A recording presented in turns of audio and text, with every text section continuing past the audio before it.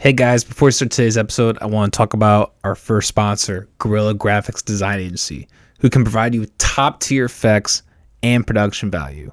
I've been working closely with them lately. It really truly is amazing to see a company like this, continuing to grow, continuing to do stuff. So I really love everything that they do. Their team has everything you can ask for, including professional equipment and a stellar end product from top to bottom. Head over to GuerrillaGraphics.com for all of your design needs today. That's GuerrillaGraphics.com. Guys, our next sponsor is one that you're probably familiar with, Starbucks Productions. They are the backbone for many of the events that you see in the Midwest, from EDM festivals like Field Trip to hip-hop shows like the Hip Hop Showcase. The company has been working closely with this podcast since the beginning, and we always have plenty of things planned for the future. So if you're looking to plan your next gig or event, head over to their Facebook page to learn more today. All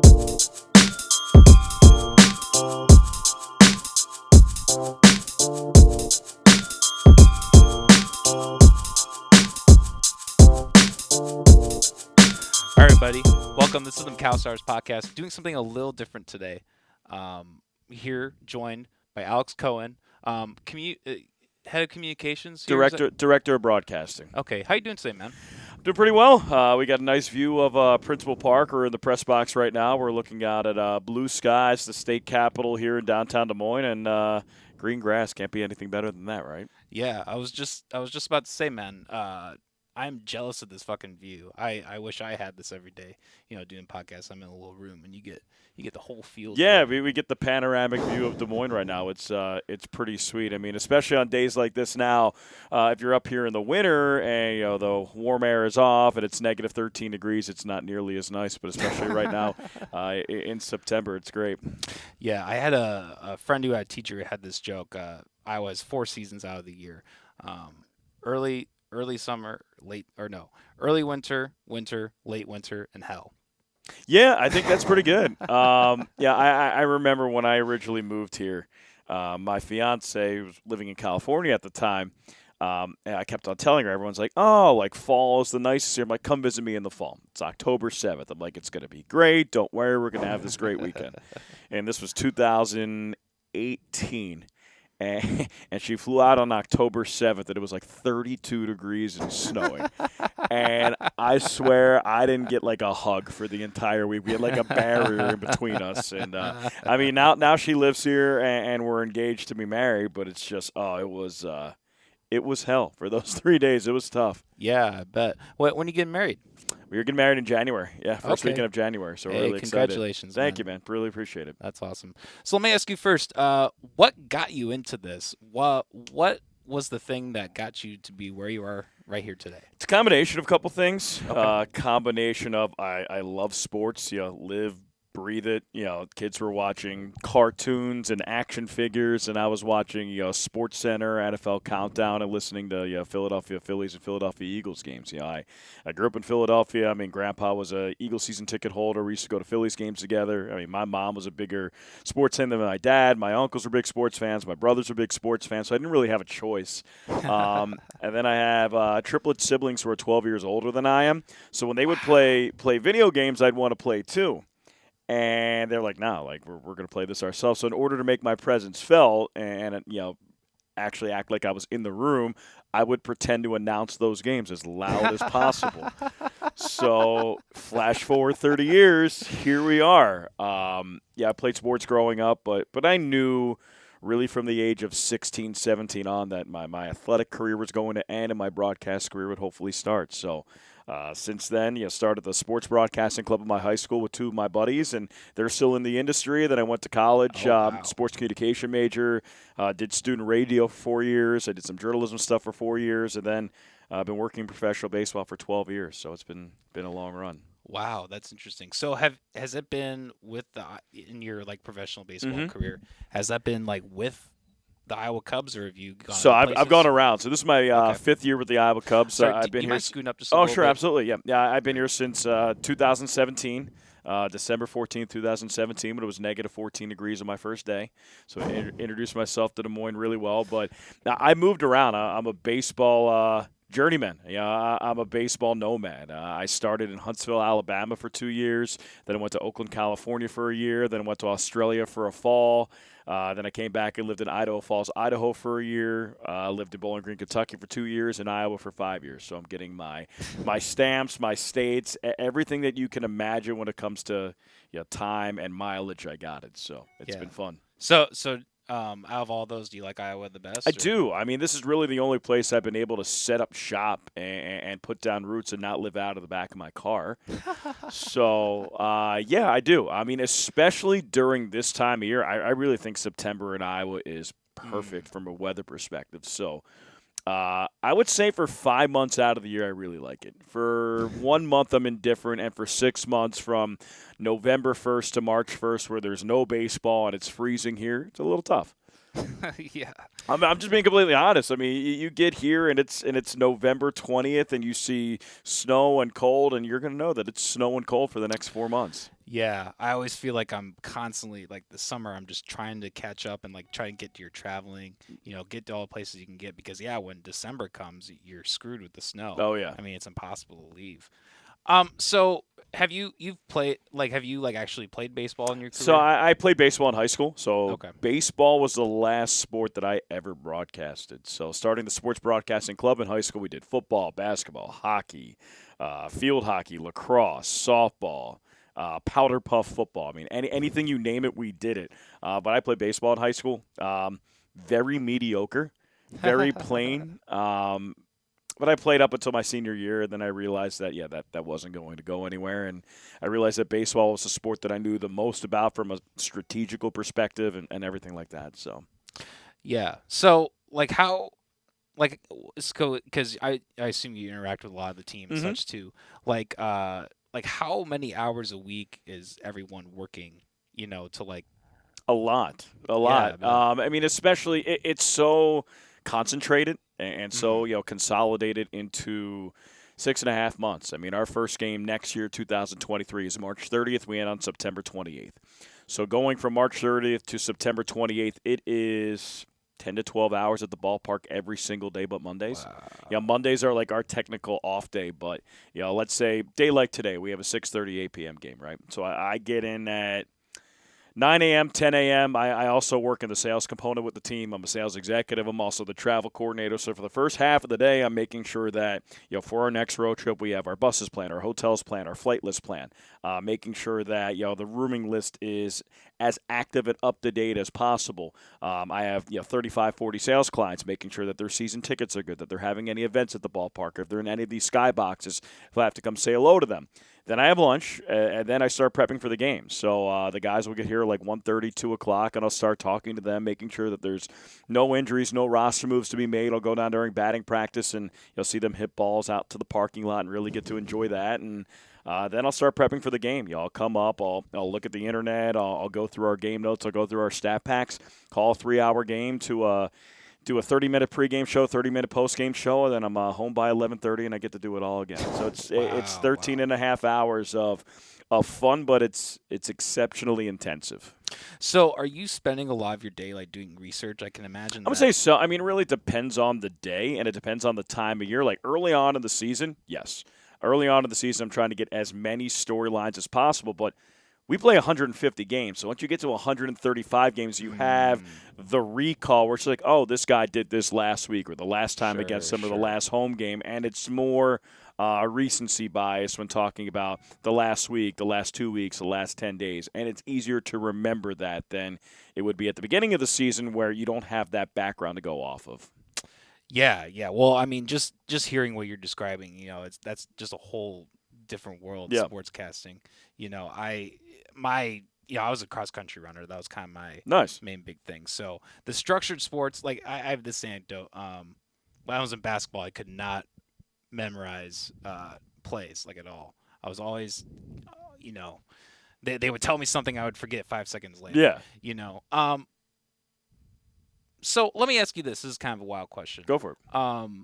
In this day and age of technology growth and all that, I think a lot of people can say that there's kids aren't outside as much anymore. They're outside playing. Maybe that's not the case for No, you're your right. experience. I would say people are more glued to their phones. I mean, I have 5 nieces and nephews between the ages of 12 and 3, and they are glued to the phones. So that's not to say that they don't go out there and have fun and play with their friends sure. and everything like that. But it's a different era.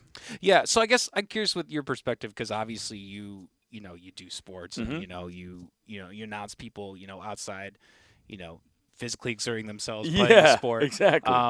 What do you think about like just kind of the newer generations? Do you think that sports is something that's going to be lost, or do you think that I don't because at some point, especially when you're I'm about to be married. I want to have a family, and as much as kids are going to be glued to the phone, they need to be able to exert their energy in any capacity. So Sure. I don't even care if it's sports. I mean, it could be dance, it could be bowling, it could be cross country. Cross country is a sport, but I'm talking about the traditional 4-sport sequence, 5-sport sequence that I grew up on. I mean, it was hockey, soccer, basketball, football, baseball, and I think that traditional sports element, I think, is gone, and I think has deteriorated a little bit. There are so many different avenues for kids to go out there and be entertained, whether that is through technology or that is through academics or whether that is through music or just sports in general. As you said, cross country. I mean, there's fencing, there's badminton, there's golf, which is making a huge push between the youth. So, for me, I mean, this is 20, 25 years ago. I mean, I'm not going to say like, hey, you're either playing baseball or you're not doing anything, but baseball was like a very key interest of mine and my friends, and I think that kids now have a little bit more at their disposal to be able to spend their time doing. Yeah, well, I mean, there's a lot less effort, and there's something more stimulating to the brain, I imagine, like graphics than like hitting a ball. But I grew up playing sports, like I think I mentioned, and like I have a lot of fond memories from there. Yeah, I mean, it's not just like being out there on the field and like competition, but the majority of my friends, I mean, I'm in my 30s, like the guys who I keep in touch with right now, like my fantasy football leagues, our group chats, are guys who I played baseball with when I was 10, 12, 14 years old. So it's not even about being on the same baseball team 2 decades ago anymore. It's being able to maintain that friendship, and I think that's something that you're able to get easier when you're part of a team, when you're part of 12, 13 kids every single day or every single week practicing and competing in games, whether you win or lose. Like, obviously you want to win, but maintaining those friendships and being part of a team definitely helps the interpersonal standpoint. Hell yeah. So I'm not necessarily a sports guy. That's fine. But I enjoy sports. Like I said, I was here a couple weeks ago watching the game. What are your thoughts? Or let me ask it this way: what makes you so passionate about baseball? Like, what about baseball and sports in general to you like fixates you and makes you want to do this? That's a really good question. For me, it's the only thing in my life that I know that I know that I can watch and say this guy is doing this more than likely because of that, or being able to learn and cultivate a relationship and a relationship with fans and relationships with listeners and relationships with players and front office members. For me, it engages my mind to be able to connect all those pieces of the puzzle together. What do you want to listen to as a casual baseball fan? What does the most diehard fan there who comes to all 150 games want to know about baseball? If a player's grandmom who's 78 years old who's listening in and doesn't give a shit about anything going on, just wants to hear their grandson's name and what they did the other night. Like, I need to be able to combine all those pieces of the puzzle together to make sure that you, the grandmom, and the diehard fan all enjoy my broadcast. So I view that as a challenge. It keeps me engaged. It keeps me locked in.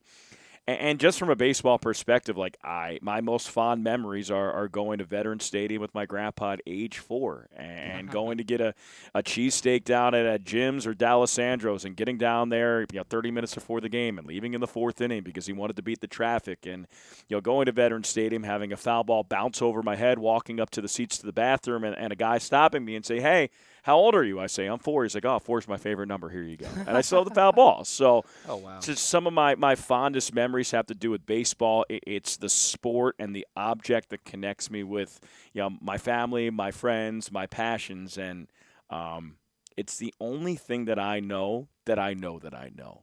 There's a sense of comfort with that. That's awesome. That's awesome. So, obviously you're a baseball lover, and my father, he's a huge baseball nut. So I have a lot of, memories and kind of some inklings from him on like, kind of the baseball world. Do you have any like favorite like baseball myths or legends? Like obviously this is the Iowa Cubs, but the Chicago Cubs, they have their history of craziness. There's nothing favorite that really sticks out in my mind, but it's more just the mystique of certain areas. Sure. And you don't believe that there's a mystique around Yankee Stadium or Dodger Stadium or Fenway Park or Wrigley Field until you actually go there. And I think the natural antagonist in me is just like, it's not that good. It's not that cool. It's not that historic. And then you go there. I mean, you go to Yankee Stadium and you go to the Bronx. You take the subway there. You see Monument Park. You go to Wrigley Field. You walk around, Wrigleyville. You go to all the bars. You go to Fenway Park. You go to Yawkey Way. And it's just like, holy shit, this is cool. You're just like, damn, like whatever they said, like I want to be able to like rain on their parade, but you can't. So I think that there's, I don't know about myths, but there's certainly like mystiques that have held up through time. Well, there's an entire culture, again, limited understanding of sports, but like I would say of all the sports, baseball has the most like authenticity and culture. Yeah. Besides being one of the oldest, American sports, it has this just certain culture about it. I think the history element definitely adds to that. Yes.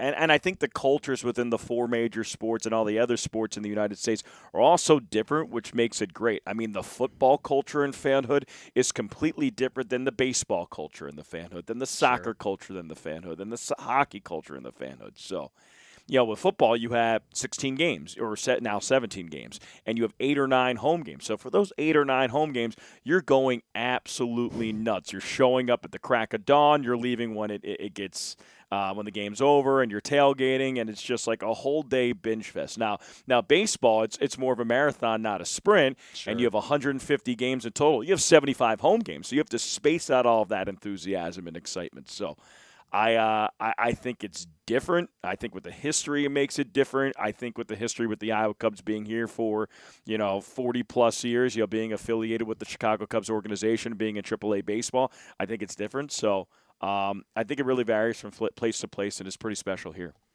That's awesome. That's awesome. Let me ask you this, another kind of out there baseball question. Go for it. Who do you think is the greatest baseball player that's ever lived? Barry Bonds. Okay. Barry Lamar Bonds. Okay. Steroids, don't care. Don't care. Three-time MVP before steroids. He's a home run champ. He's most home runs in a season, most home runs in a career. He's the best baseball player of all time. I don't care.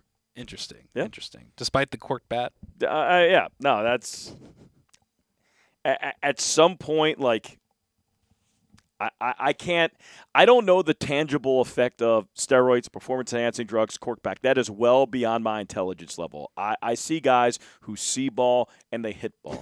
And he saw ball and hit ball better than anybody I've ever saw. And he was out there in the field. He's a guy who could steal 30 bases. He was a MVP caliber defender. He's a Gold Glove caliber defender. I mean, he's the best player of all time. Interesting. Yep. Well, cool. I didn't really bring any notes. This is kind of all I really had. Do you have anything else you want to mention before we wrap up? No, here, I mean, I know that you're a localized podcast, and just I really do like Des Moines. I think that it is a really special Midwest city where it's nice, it's clean, especially during the summer, people walking around. You have the sports culture with Iowa State and College. You have the Iowa Cubs, Iowa Wild, Des Moines Buccaneers, Iowa Wolves. And you have the football programs here. You have to mention Drake in there as well, being Des Moines' oldest university. The food culture is great. The music culture is great. You have the arts festival. You have 8035. I mean, there's just a lot to do here. And being from Philadelphia originally, my fiance being from California, you think, oh, you're moving to Iowa. You're just like, holy shit, I'm moving to Iowa. Like, I never thought that that would be my future. But, we bought a home here. We have a dog here. I mean, we've really enjoyed the area. We've enjoyed the people, and they've made us feel like home. And anybody who's listening in, I'm not just trying to blow smoke up your ass. I mean, it's a really cool place and one that I've enjoyed living here. I can't say that I'm going to live here the rest of my life because you don't know. I mean, my family's on the East Coast. Sure. Tessa, my fiance's family's on the West Coast. Stuff happens, but for the time that we've been here, we've really enjoyed it and enjoyed it far more than I thought that I would. Yeah, no, I think Des Moines and the surrounding state of Iowa is really booming. I think there's It really good is. things coming. It is. I mean, I moved here in 2017, and I mean, you drive on MLK, you drive up to Ankeny, and there's stuff that I was here in 2017. It wasn't there. You have shopping centers, you have complexes, you have apartment buildings. I mean, it is becoming a gentrified area. It is a great area. You can, if you're 23 to 25 years old and you've graduated college, great place to live because downtown's booming. If you want to go to Ankeny and Johnston and raise family, great because the housing prices are still relatively affordable and there's land for you to move to. So I think it really checks all the boxes of what people are looking for, and I've enjoyed it a lot. I agree. That's awesome. I just remember I got one last question What do for you you. So I've seen because you travel with the team and such, I do. right? How long are you out on the road, and what's that experience like for you? So the way that the AAA schedule works now, pretty much is you have 6 days at home. So Tuesday, Wednesday, Thursday, Friday, Saturday, Sunday at home. Monday off day, which is technically a travel day, and then you're on the road. Tuesday, Wednesday, Thursday, Friday, Saturday, Sunday, travel on Monday, and you do it again. Now on the off chance, probably twice a year, you have a 12-game homestand here where you're here for 2 weeks, and then 2 times out of the year, you're on the road for 2 consecutive weeks. It's a lot. It's a lot to do the travel. It's a lot to maintain a healthy diet. It's a lot to maintain the energy. But I've really enjoyed it now. Now, at this point, I don't have any kids. I definitely miss my dog. But now is the time of my life where I'm able to do that. So I get to go to Columbus, Ohio, St. Paul, Minnesota, Omaha, Nebraska, Toledo, Ohio, Indianapolis, Indiana, Louisville, Kentucky every year because they're in our division. Next year we get to go to Nashville, great city. I mean, we get to go there for 6 days, and I get to eat barbecue for 6 days. So, but I do like the traveling aspect. I like meeting new people. I like trying new things. I like trying their cuisine. I like being able to go to their, local establishments and meet some of the people that live there. It's great. It's fun. It's taxing. It's tiring. It's all of the above. That's awesome, man. Well, hey, man, your lifestyle and everything you got going on here, this is awesome. Like I said, I truly envy the view here. Yeah, it's shitty, right? Real terrible. Real brutal.